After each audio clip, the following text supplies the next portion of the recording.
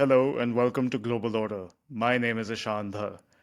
It is our privilege to be joined for a special three-part series by one of the country's foremost experts on China, Mr. Vijay Gokhale, who is a distinguished former diplomat who has notably served as India's Foreign Secretary as well as our ambassador to China. Join us for what will arguably be a revealing deep dive and be one step closer to understanding China.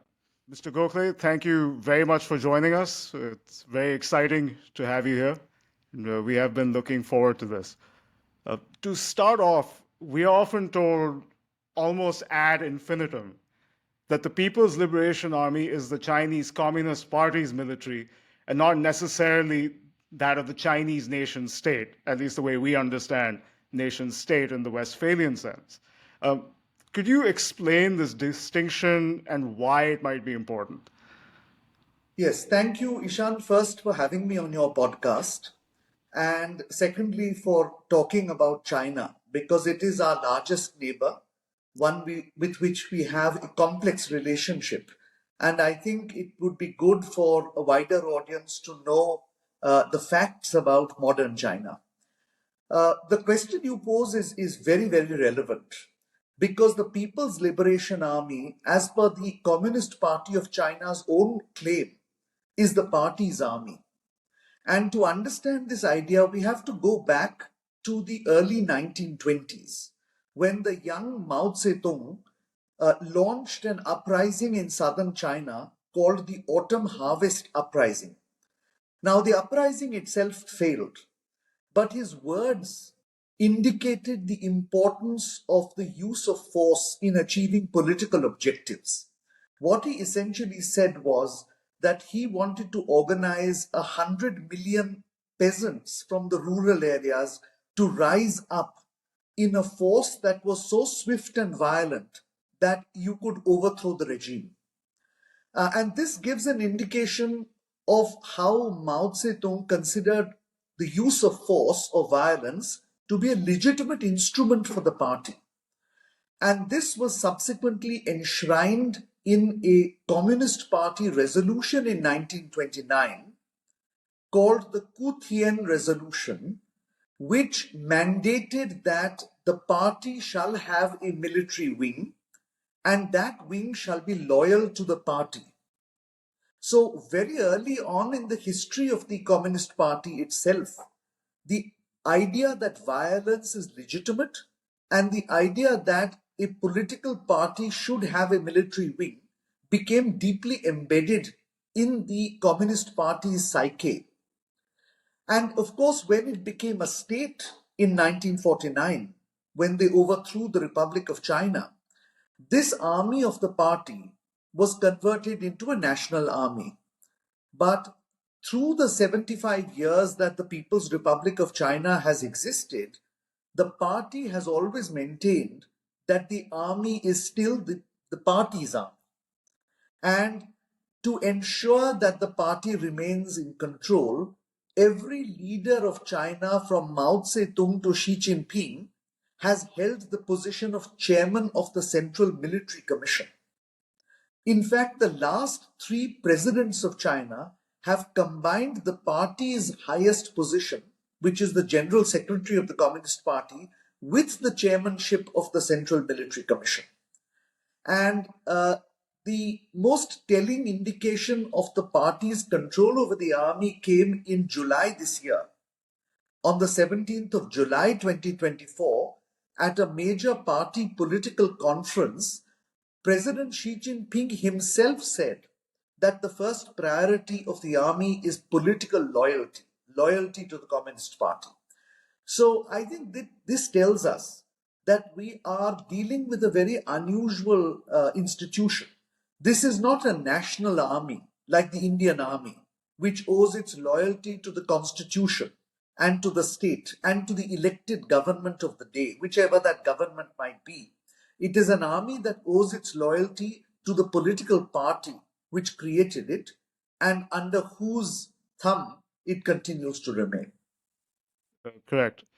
Before we get further embedded into the PLA, I think if you could perhaps briefly comment on the structure of governance within the PRC itself. You've talked about the PLA as an institution and the party, for instance. It's often referred to as a party state, and some people describe the structure of governance as a dual track system where it does function as hand in glove, but there is often a distinction between party and state institutions. Do you mind just explaining that system briefly and how it works? Yeah, sure. Well, basically, as you know, when the party became the state in 1949, it had no experience of governance. And therefore, what it did essentially was to maintain a parallel structure which connected the party to the institutions of the state. That includes the executive, but also the judiciary and the legislature, in such a manner that the party's view would always prevail over that of the state. But the two institutions would run separately so that the party could focus on its core programs of ideology and holding on to power and controlling the military. As a result, today in the People's Republic of China, the party has a unit in practically every organization and at practically every level. From the street and village levels through the district and county levels to the provincial and central levels, all government departments will have a parallel party unit.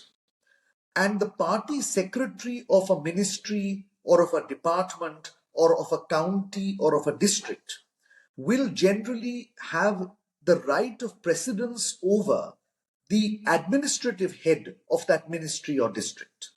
For instance, in the Ministry of Foreign Affairs, there is a foreign minister who is the administrative head of the ministry, but there is also a party secretary in the Ministry of Foreign Affairs. And the party secretary is nominally junior to the minister in the state hierarchy.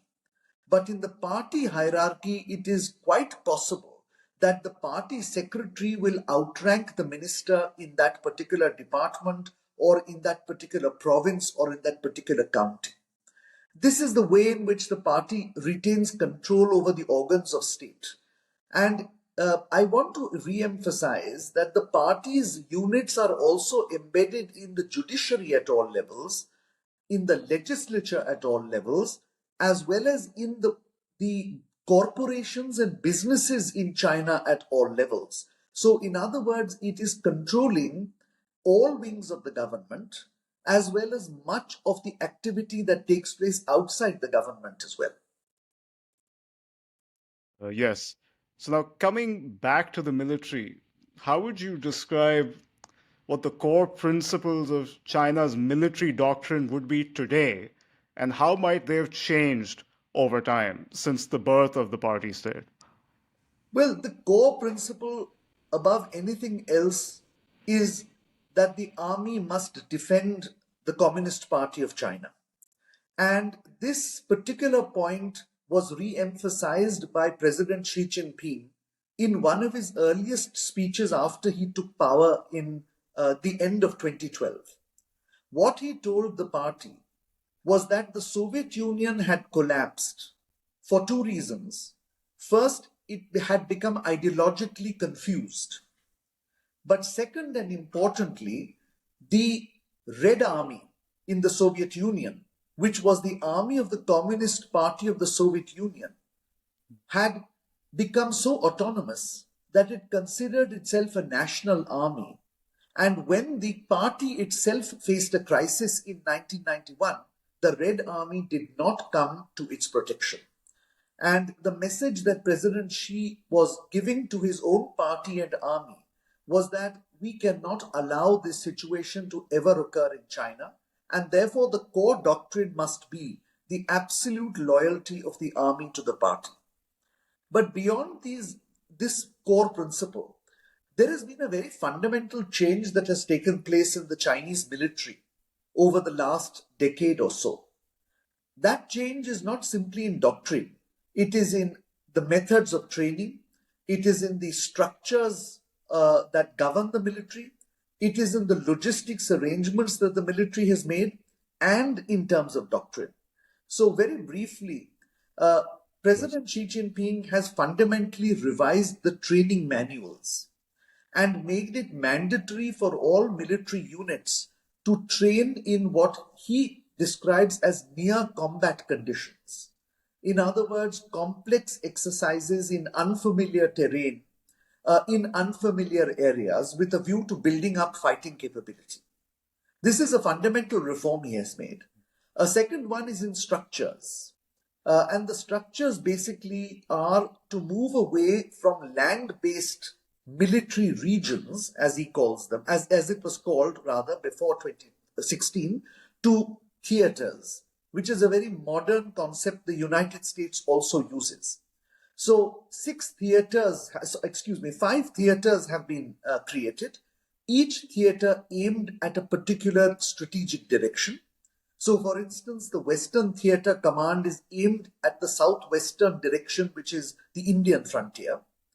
And along with the creation of the theatre commands, he has brought in jointness.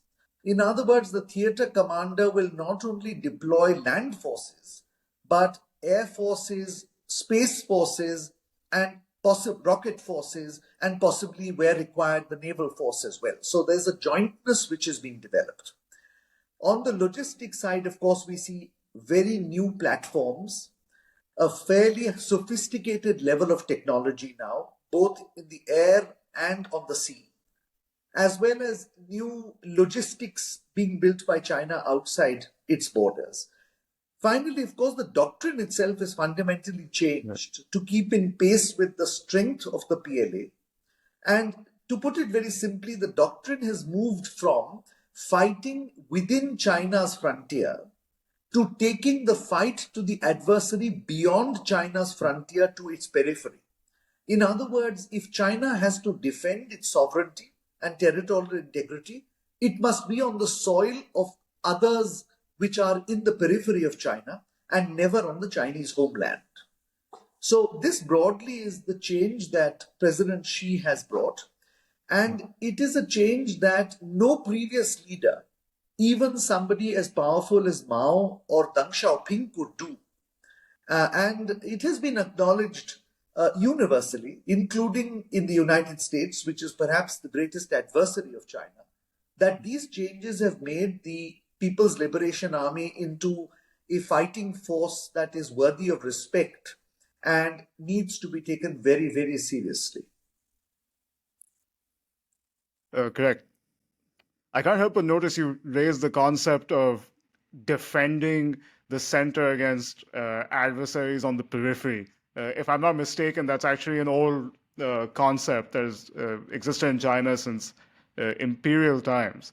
I would be very curious to know, I mean, not all of this is rhetoric, of course, but is the so-called adversary ever identified in such communication in far more detail beyond this, or no? Well, in the past, the Chinese have, when it comes to an existential threat to them, identified the adversary very specifically. So in the 1950s, they specifically mentioned the United States as their adversary when the Korean and Indochina crises were taking place, and when there was the threat of Chiang Kai-shek re-invading China from Taiwan. Similarly, in 1979 and 1980, when the Chinese felt surrounded by the Soviet Union, because if you recall, in 1979, it had invaded Afghanistan, it had stationed a large number of forces in Mongolia, and it was helping the Vietnamese in Cambodia. And because the Chinese felt encircled, they named the Soviet Union. Now, after the Cold War ended, the Chinese were very cautious in not identifying an adversary or an enemy. But effectively, from 2015 onwards, the structural competition and rivalry between China and the United States has developed to such a degree that the Chinese academic writings increasingly reflect such anxiety by trying to identify the United States as the adversary. And there have been reported speeches by Chinese leaders also specifically alluding to the United States. So I would certainly say that today, if China identifies any single country as an existential adversary, it is the United States of America. Right. And you also alluded to the modernization the military has been going through. And of course, they have a lot of infrastructure overseas now, at least when it comes to the Indian Ocean. We've heard about the string of pearls. Of course, they're by no means limited to the Indian Ocean.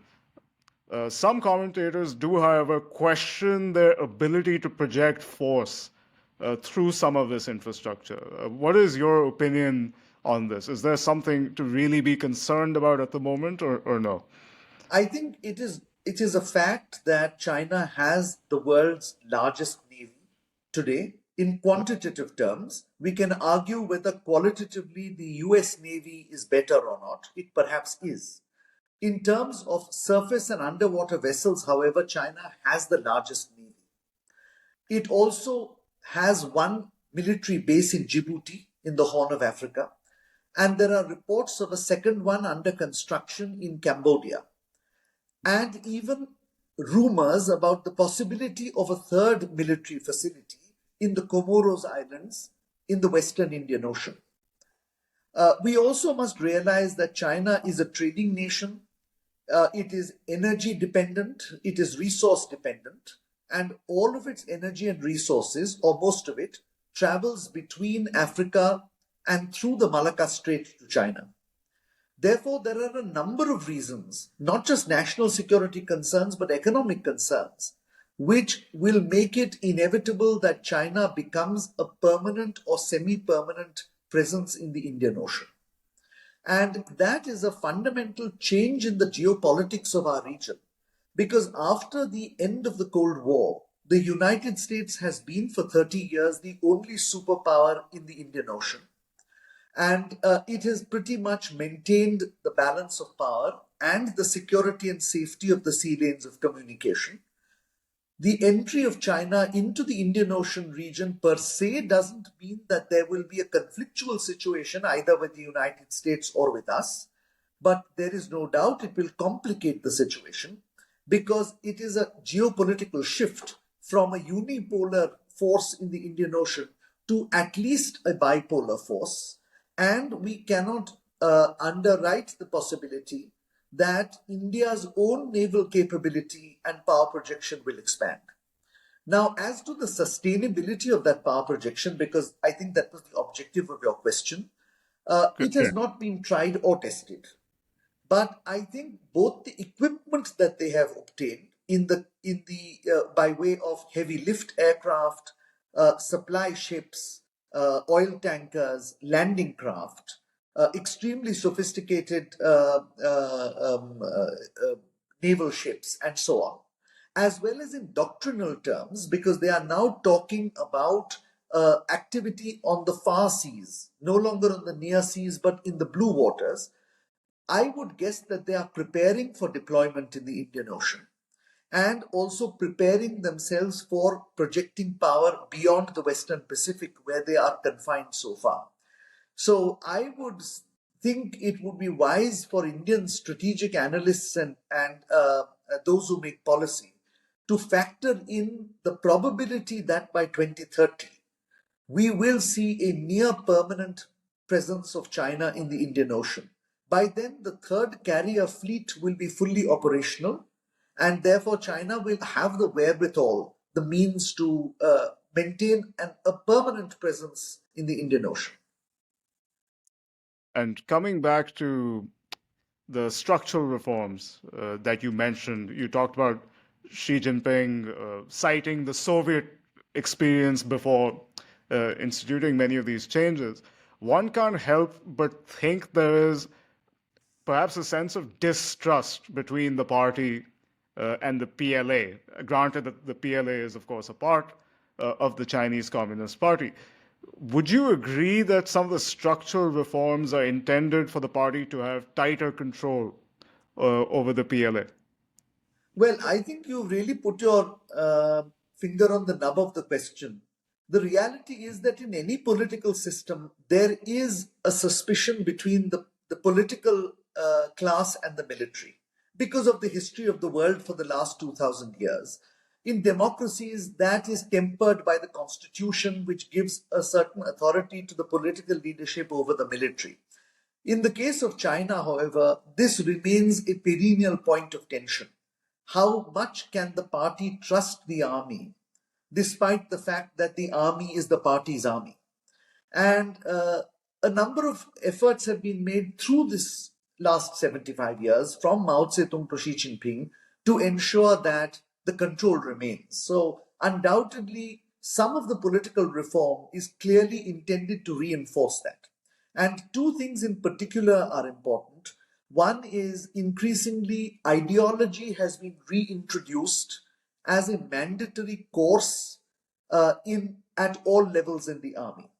They are required to study Xi Jinping thought on military affairs, and the need to ensure absolute loyalty to the party above all else is hammered into the soldier and up the ranks until you reach the level of a general. That's the first thing. The second thing is President Xi Jinping has centralized all power within the military in his hands by reorganizing the highest structure of the military, which is called the Central Military Commission, and ensuring that independent kingdoms do not function within the military. In the past, certain departments of the military handling armament acquisition or command and control or political work had become so powerful that they could, in a sense, control their part of the military and perhaps even defy the political leadership. But the way President Xi Jinping has now restructured the Central Military Commission, that has become much more difficult to do. Now, of course, as to whether this guarantees the party's control over the military will still remain a big question mark.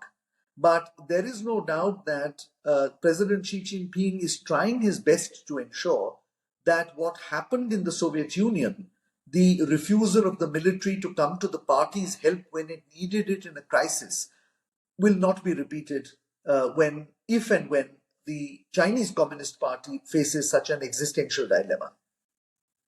Right. And a lot of these measures you describe, one can't not hark back to the days of Mao Zedong, uh, especially during the early 1970s when you had what's been referred to as the Linbow Incident. Linbow, of course, was the marshal of the PLA at the time. Is there a historical analogy to be drawn here, or no? What is your Well, I uh, think that the opinion about that? Linpiao incident must be at the back of everybody's mind because it Yeah, was a power play by the most powerful military leader of China, possibly to overthrow Mao Zedong. Now, the facts have never been fully disclosed, so we do not know whether this was a feint by Mao to remove his potential successor or an attempt by his potential successor to dislodge Mao. But clearly, the effort of Lin Piao to gather military power on his side in order to challenge the political leadership would be preying on the minds of all subsequent leaders who have come to power. So I think part of the reorganization would be with this in mind. But I think it's important also to flag the point that the reorganization of the military under President Xi Jinping goes far beyond simply the political objectives.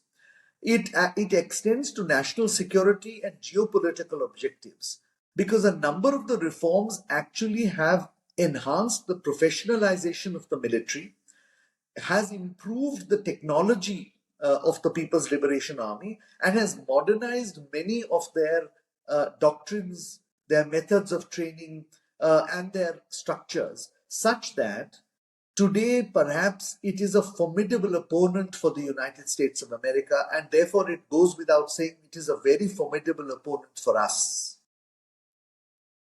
correct. And over the last couple of years, there's been a spate of removals, I guess, in the upper echelons of the PLA.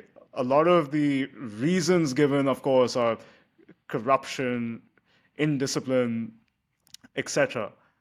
However, some Western sources have insinuated that, regardless of what it is, it is upheaval in the upper echelons of the PLA, and that can have an adverse impact on their military readiness. Do you agree with this assumption or no? This is a very interesting phenomenon, and frankly, it is difficult to come to any firm conclusion. There is no doubt that there has been a continuing purge in the party from the days that Xi Jinping came to power almost 11 years ago.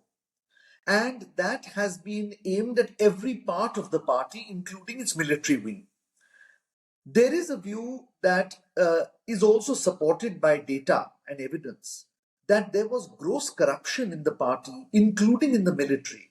For many years, while China rose in the 1990s and 2000s, and the country and the party was flush with money.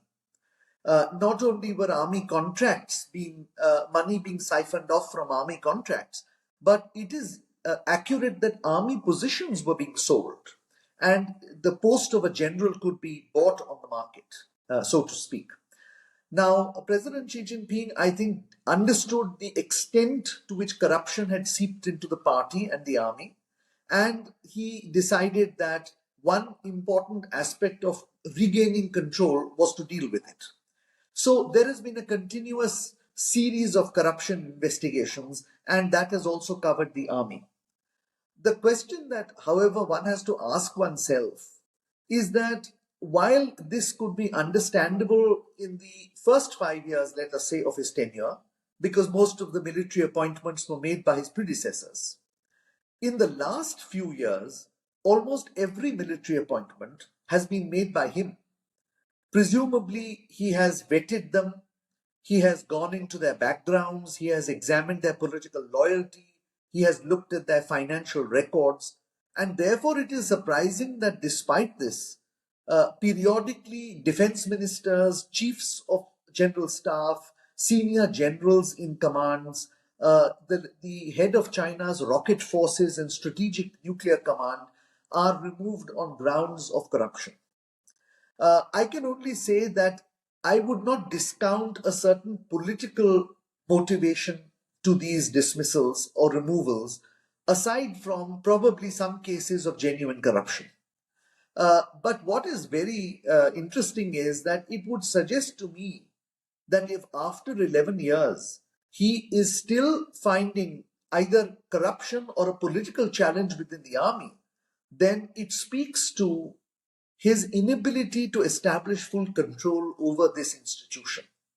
So I think it will make for interesting watching by everybody in the months and years to come, whether these removals are entirely because of corrupt practice or whether in fact they indicate a deeper political malaise in the party. And this tension between the party and the army is sort of surfacing time and again, and there are attempts to put the lid on it by removing key military personnel. Right, that is an interesting question. However, some scholars seem to think that even relative to other militaries which do have degrees of corruption, I suppose, the PLA has been considered uniquely corrupt since the outset. I mean, to the point that they even had vast business enterprises, apparently, in the 1980s.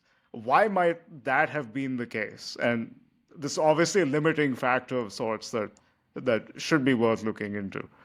Well, there is more than one reason, Ishan.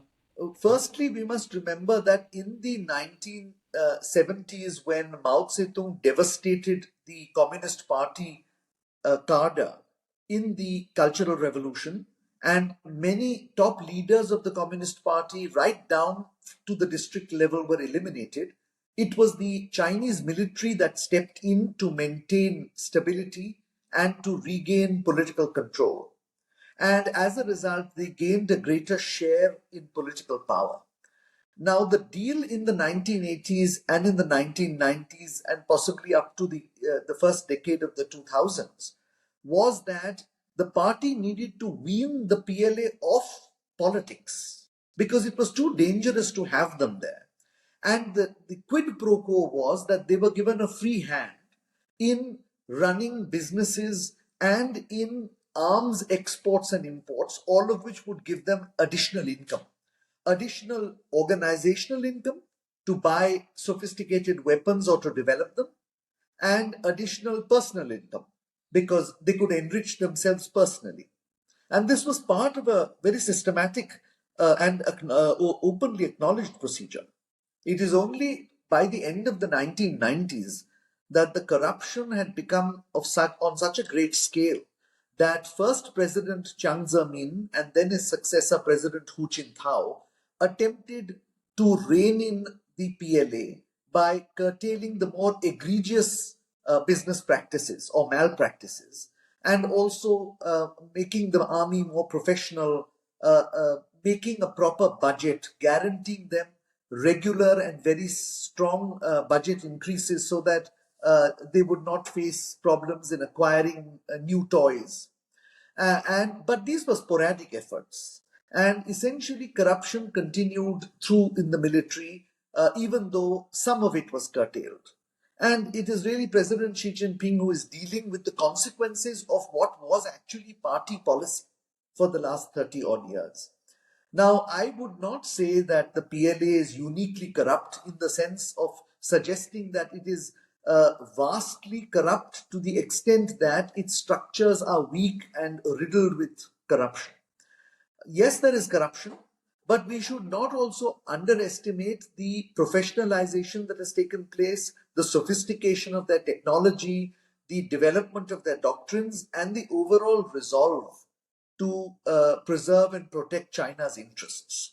So, if we tend to look at corruption without recognizing the strengths of the system, we might be underestimating their capacity. And I don't think that as Indians we should really do that. So, just so that I've understood you clearly, you're saying that systemic corruption in the PLA should not necessarily be seen as a potentially destabilizing factor in any way. I would certainly say that as far as India is concerned, that is not a major factor.